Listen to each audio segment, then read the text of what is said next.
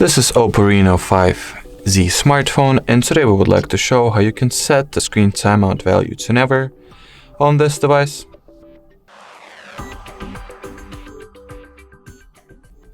So we will launch the settings, enter the display and brightness category, and afterwards expand the available values for the auto screen off. We'll realize that the maximum time value that we can set by the default means of the system is as big as 30 minutes. Therefore, if we would like to set this value to never, we will need to use the help of the free Google Play Store app that is called Caffeine. So let's go ahead and download it. So simply launch your Play Store, type in Caffeine like I did. That's the app that we're looking for.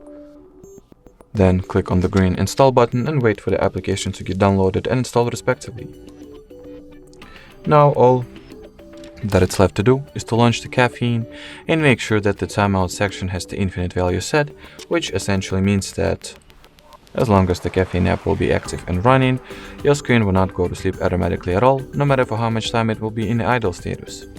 Alrighty, so that will be pretty much it for this video, guys. Thank you so much for watching, and bye bye.